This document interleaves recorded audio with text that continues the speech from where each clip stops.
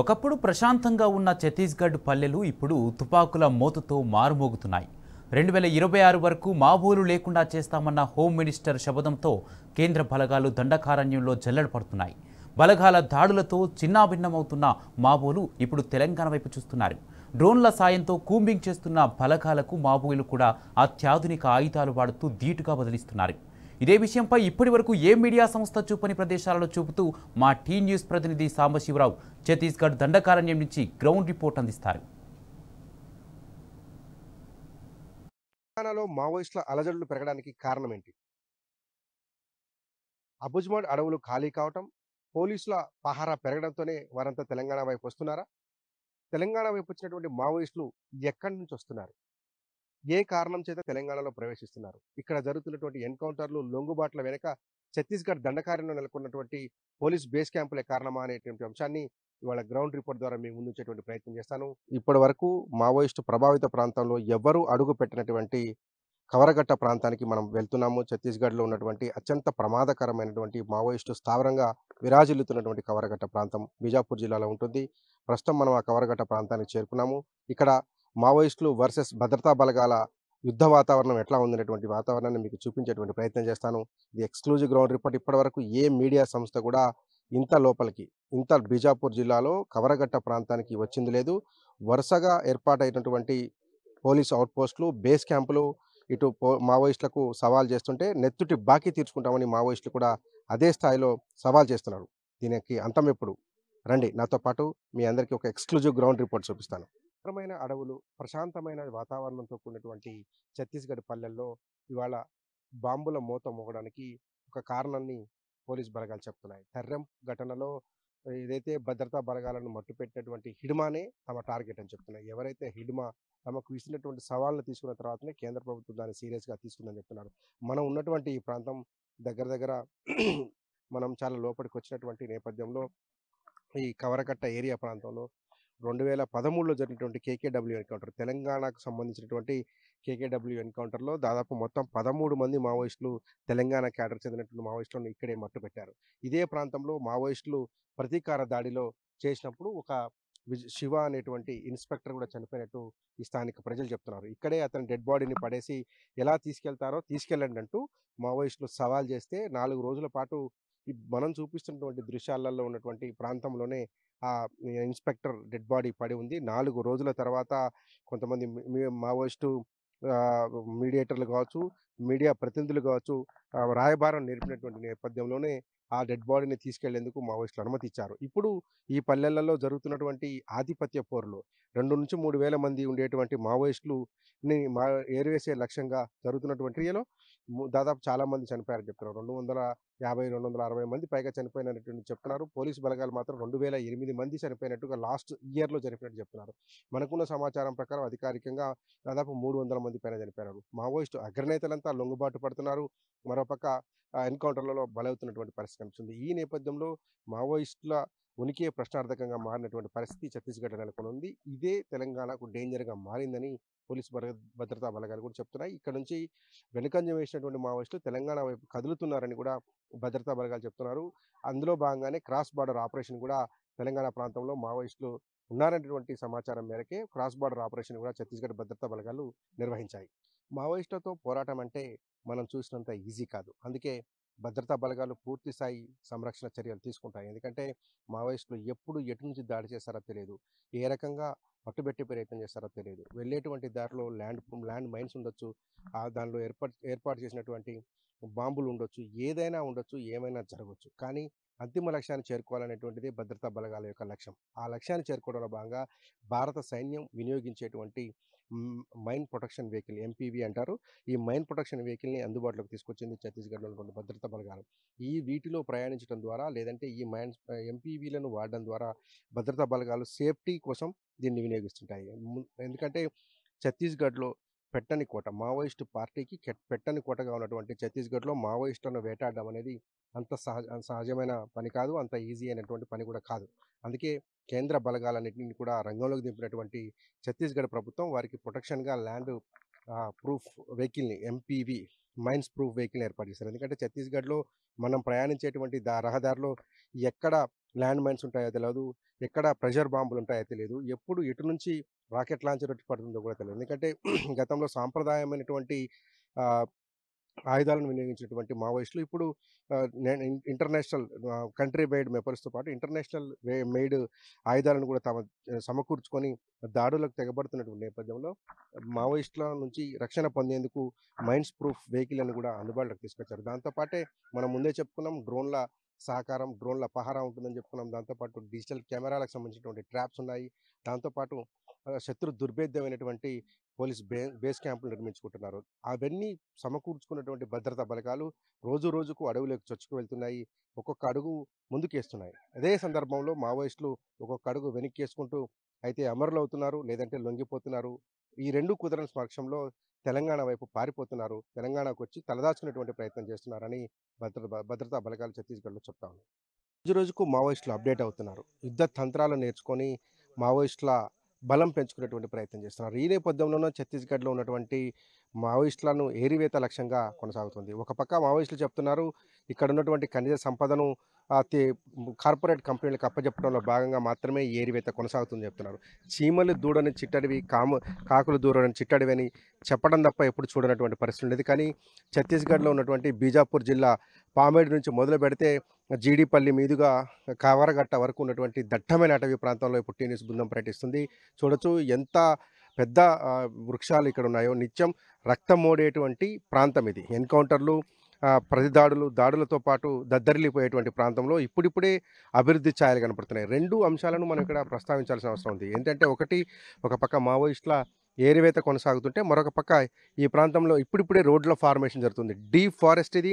ఇక్కడ forest clearance కూడా అవసరమవుతుంది. కానీ ప్రజల యొక్క అవసరాల దృష్ట్యా ఇక్కడ భద్రతా బలగాలు క్యాంపులు ఏర్పాటు చేసుకొని వస్తున్నటువంటి నేపథ్యంలో ఇప్పుడే ఈ రోడ్డు ఫార్మేషన్ చేస్తున్నారు.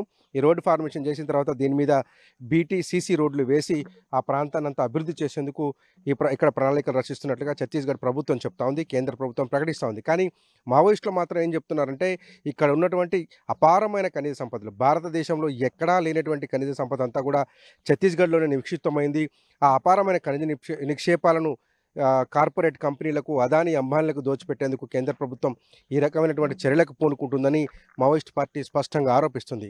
ఈ నేపథ్యంలోనే ఆధిపత్య పోరులో భాగంగానే ఏరివేత కార్యక్రమానికి శ్రీకారం చుట్టిందని కూడా మావోయిస్ట్ పార్టీ స్పష్టంగా ఆరోపిస్తుంది.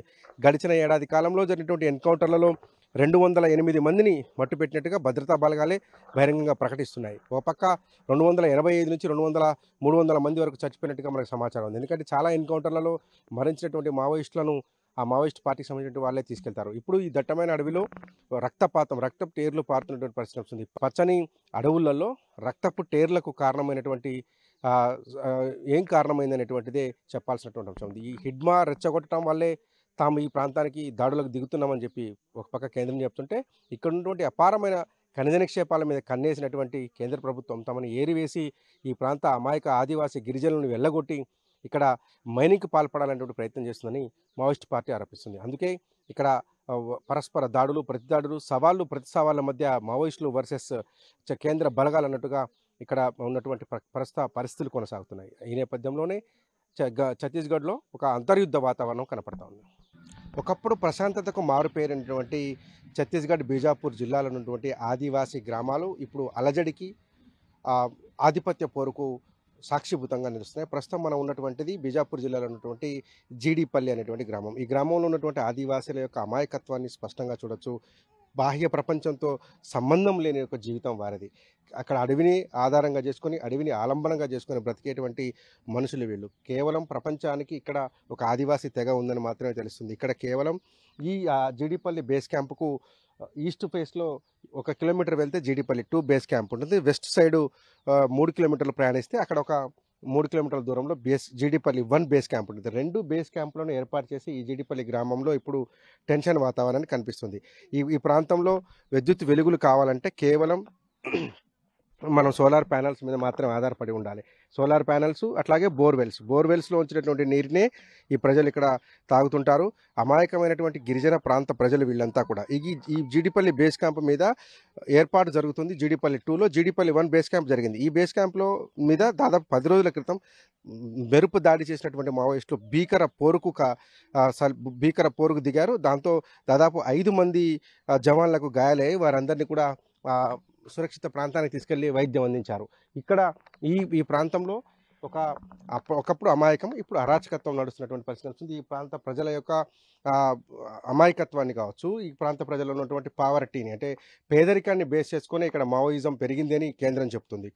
ఛత్తీస్గఢ్ అడవులు ఎంత డేంజరో మీకు చూపించేటువంటి ప్రయత్నం చేస్తాను. ఎందుకంటే ఇక్కడ అడుగడుగున ఒక ల్యాండ్ మైన్ అమర్చి ఉంటుంది, అడుగడుగున ఒక ప్రెషర్ బాంబ్ అమర్చి ఉంటుంది. ఎక్కడ కాలు తీసి ఎక్కడ వేసినా ప్రాణం పోయేటువంటి పరిస్థితులు ఛత్తీస్గఢ్ అడవులు ఉంటాయి. మీకు ఒక మచ్చుకొక ఎగ్జాంపుల్ చూపించేటువంటి ప్రయత్నం చేస్తాము.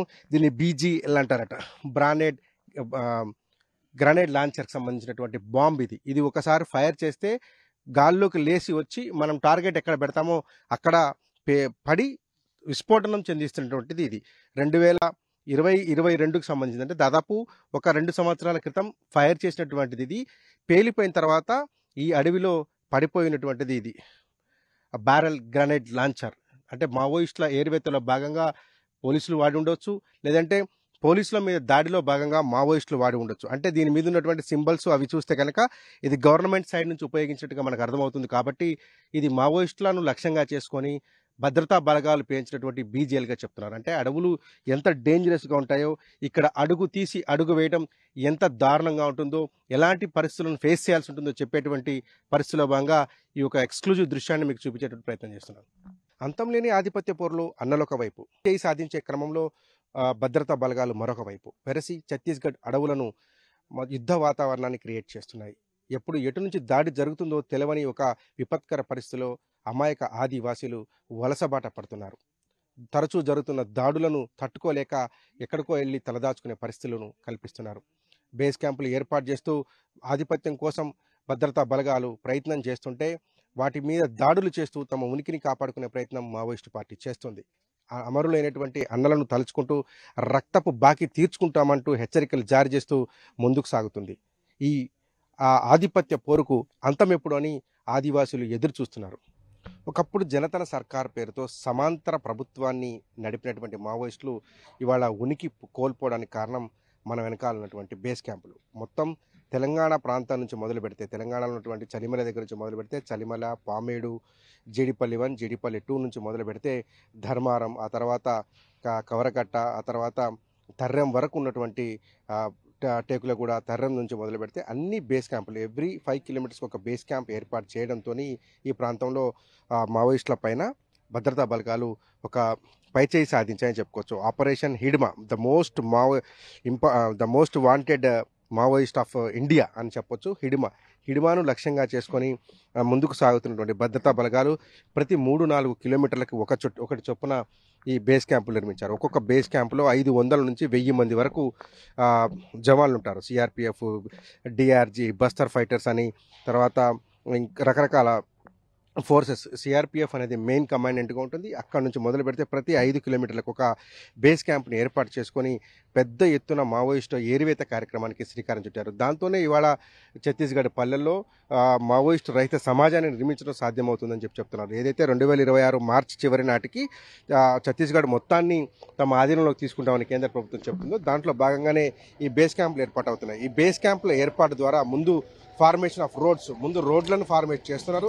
రోడ్డు కనుక ఏర్పాటైతే ఆయా గ్రామాలకు రాకపోకలు మెరుగవుతాయి. గ్రామాలకు రాకపోకలు మెరుగైన తర్వాత ఆ ప్రాంతాల్లో హెల్త్ క్యాంపులు కండక్ట్ చేస్తున్నారు. వారికి ఆధార్ కార్డులు, దాంతోపాటు మిగతా బ్యాంక్ అకౌంట్లు ఇప్పించేటువంటి ప్రయత్నం చేస్తున్నారు. దాని తర్వాత వారికి ఎడ్యుకేషన్ కల్పిస్తామని కూడా ప్రభుత్వం చెప్తుంది. ఏది ఏమైనప్పటికీ కూడా ఆపరేషన్ హిడ్మాను లక్ష్యంగా చేసుకొని చేస్తున్నటువంటి ఆపరేషన్లో భాగంగా ఏర్పాటు చేస్తున్నటువంటి ఈ బేస్ క్యాంపులన్నీ కూడా భద్రతా బలగాలకు ఒక ఆయుపట్టుగా చెప్పొచ్చు. ఈ ప్రాంత ప్రజలను విముక్తి చేస్తామన్నటువంటి కేంద్ర ప్రభుత్వ లక్ష్యానికి ఒక కారణంగా నిలబడుతున్నాయి. ఛత్తీస్గఢ్ భద్రతా బలగాలు సాంకేతిక పరిజ్ఞానాన్ని వినియోగించుకుంటున్నాయని మనం మొదటి నుంచి చెప్తున్నాం. దానికి ఒక ప్రత్యక్ష తార్కాణమే మనం చూస్తున్నటువంటి డ్రోన్. ఈ డ్రోన్లు మొత్తం ఛత్తీస్గఢ్లో ఉన్నటువంటి అన్ని జిల్లాల పరిధిలో, బేస్ క్యాంపుల పరిధిలో వాటిని సిద్ధం చేసి ఉంచారు.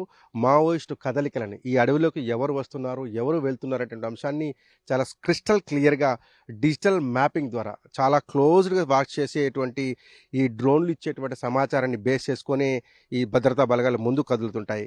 దీనికి భద్రతా బలగాలకు సంబంధించినటువంటి కంపెనీలు ముందుకు కదులుతున్నటువంటి క్రమంలో ఈ ముందుగా డ్రోన్‌లు వెళ్తాయి. ఆ డ్రోన్‌లు మ్యాపింగ్ చేసి ఏ ఏ ప్రాంతాల్లో మనుషులున్నారు, వాళ్ళ దగ్గర ఆయుధాలు ఉన్నాయా లేవా అనేటువంటి అంశాన్ని కూడా స్పష్టంగా మ్యాపింగ్ చేయగలిగినటువంటి టెక్నాలజీని పోలీసులు అడాప్ట్ చేసుకున్నారు. అందులో భాగంగానే ఈ డ్రోన్లను ఎగరేస్తున్నారు. డ్రోన్లతో పాటు పోలీస్ బేస్ క్యాంప్ ఉన్నటువంటి అన్ని ప్రాంతాలలో కూడా డిజిటల్ మ్యాపింగ్ కెమెరాలను సిద్ధం చేసుకుని వచ్చారు. ఆ డిజిటల్ మ్యాపింగ్ కెమెరాల ద్వారా చేసినటువంటి ఆపరేషన్స్లో భాగంగా ఈ డ్రోన్ షాట్స్ తీసి వాటిని దగ్గరలో ఉన్నటువంటి బెటాలియన్కి అందజేస్తారు. ఆ బెటాలియన్ ఇక్కడికి వచ్చినటువంటి ఫోర్సెస్ ఏవైతే మావోయిస్టులు బలగాలు ఉన్నాయో వాటిని లక్ష్యంగా చేసుకొని ముందు కదులుతుంది. ఆ మావోయిస్టు బలగాలు ఎంతమంది ఉన్నారు, ఎక్కడెక్కడ ఉన్నారు, వారు ఎటువైపు వెళ్తున్నారు అనేటువంటి దృశ్యాన్ని స్పష్టంగా మ్యాపింగ్ చేసుకున్న తర్వాత మాత్రమే భద్రతా బలగాలు అటాక్ చేసి ప్లాన్ చేస్తాయి. కాబట్టి మావోయిస్టుల ఏరివేతలో ఈ డిజిటల్ మ్యాపింగ్, అట్లాగే డ్రోన్లు, తర్వాత బ్యారెట్ గ్రానైట్ లాంచర్లు, ఇతర రాకెట్ లాంచర్ల సహకారంతోనే మావోయిస్టుల ఏరివేత ఛత్తీస్గఢ్లో జరుగుతుంది. భావి భారత పౌరులు వీళ్ళు. ఇప్పటి వరకు ట్యాబ్లెట్ అంటే తెలియని ఛత్తీస్గఢ్ పల్లెల్లో ఇప్పుడు మెడికల్ క్యాంపులు నిర్వహిస్తున్నారు. ఒక పక్క తీవ్రమైన అంతర్యుద్ధాన్ని ఎదుర్కొంటున్నటువంటి మావోయిస్టు ప్రభావిత పల్లెల్లో ఇప్పుడిప్పుడే సంక్షేమం వస్తుంది. ఇక్కడ ఆధార్ కార్డు అంటే తెలియని పరిస్థితులు ఉండేవి, రేషన్ కార్డు అంటే తెలియని పరిస్థితులు ఉండేవి. ఒకప్పుడు ఇక్కడ జనతన సర్కార్ నడిచేటువంటి పరిస్థితులు ఉండేవి. కానీ ఇప్పుడు అంతర్యుద్ధం ఒక పక్క నడుస్తూనే ఉన్నప్పటికీ కూడా మరొక పక్కన సంక్షేమము, ప్రజా ఆరోగ్యాన్ని కూడా అదే సమాంతరంగా నిర్వహిస్తున్నారు. ఈ పిల్లలలో ఎదుగుదల చాలా తక్కువగా ఉంటుంది. ఇక్కడ ఆరోగ్యానికి సంబంధించినటువంటి ఎటువంటి ప్రికాషన్స్ తీసుకునేటువంటి పరిస్థితులు గతంలో ఉండేవి. కానీ ఇప్పుడిప్పుడే ఈ పల్లెలకు రోడ్లు రావటం, రోడ్లతో పాటు భద్రతా బలగాలు రావటం, దాంతోపాటు హెల్త్ క్యాంపులు కూడా నిర్వహిస్తున్నారు. ఇక్కడ తహసీల్దార్ మనతో ఉన్నారు, ఆయనతో మాట్లాడదాం. సార్,